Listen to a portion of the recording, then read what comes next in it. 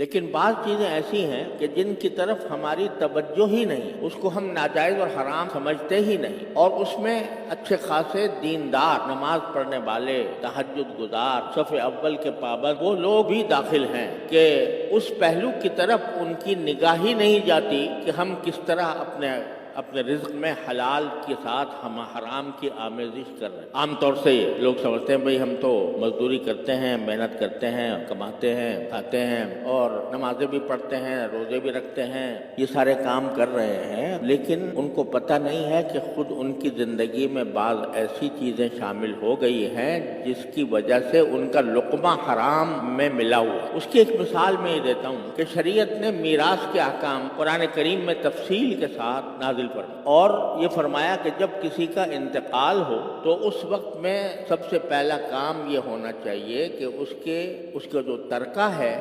جو کچھ اس نے میراث میں چھوڑا ہے، وہ نقدی ہو، وہ سونا ہو، وہ جائیداد ہو، کوئی مکان ہو، کوئی زمین ہو، وہ شرعی قاعدے کے مطابق آپس میں تقسیم کرو۔ اگر وہ تقسیم نہیں کی اور کوئی ایک فرد اس کے اوپر قابض رہا تو جس شخص نے اس پر قبضہ کیا ہے وہ اس کے مال میں حرام شامل ہو۔ یہ مسئلہ ہوتا ہے، عام طور پر ایک بڑی زبردست غلط فہمی پھیلی ہوئی ہے کہ بھئی ابھی تو انتقال ہوا ہے، ابھی ایک دم سے ہم حصے بکھرے کرنا شروع کر دیں، بٹوارہ کرنے لگیں، یہ ہمیں اچھا نہیں لگتا کہ ابھی تو دنیا سے جانے والے کا کفن بھی میلا نہیں ہوا اور ابھی ہم اس کی جائیداد کا بٹوارہ شروع کر دیں۔ اس کو بہت برا سمجھا جاتا، معیوب سمجھا جاتا۔ حالانکہ شریعت کا حکم یہ ہے کہ جلد از جلد اس کی میراث کو تقسیم کرو، جس کا جو حصہ بنتا ہے اس کو وہ حصہ دو۔ اب مرتے ہی، انتقال ہوتے ہی اس کے تمام املاک وہ اس کے وارثوں کا حق، اب اس کی ملکیت نہیں رہی، وارث اس کے مالک۔ اب اگر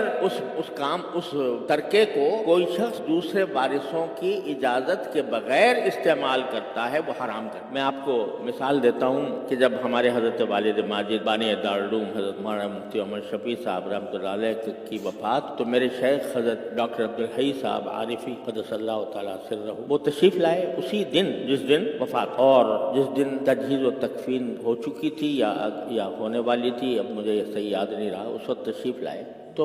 طبیعت پر بہت زیادہ تھکاوٹ تھی۔ ایک تو صدمے کا اثر تھا، حضرت کو میرے والد ماجد رحمۃ اللہ علیہ سے بہت زیادہ محبت، صدمے کا اثر بھی تھا اور کچھ تھکن بھی تھی، تو کمزوری محسوس ہوئی۔ تو ہم نے حضرت والد صاحب رحمۃ اللہ علیہ کے سرہانے ایک خمیرہ رکھا رہتا تھا، خمیرہ جو ذرا تقویت کے لیے ہوتا ہے، تو ہم وہ لے آئے کہ حضرت یہ تھوڑا سا خمیرہ تناول فرما لیں تاکہ آپ کی کمزوری دور ہو جائے۔ تو حضرت نے فرمایا بھائی یہ تم کیسے لے آئے، یہ تو اب ترکہ ہو، یہ تو میراث کا حصہ ہو اور یہ اس میں میراث وارثوں کا حق بنے، تم نے کیسے اس کے اوپر تصرف کیا کہ مجھے لا کر دے دی؟ ہم نے عرض کیا کہ الحمدللہ سارے ورثاء موجود ہیں، بالغ ہیں، عاقل ہیں، اور سب اپنی مرضی سے، اپنی خوشی سے یہ آپ کی خدمت میں پیش کر رہے ہیں، اس لیے آپ اس میں تعامل نہ فرمائیں۔ لیکن انہوں نے توجہ یہ دلائی کہ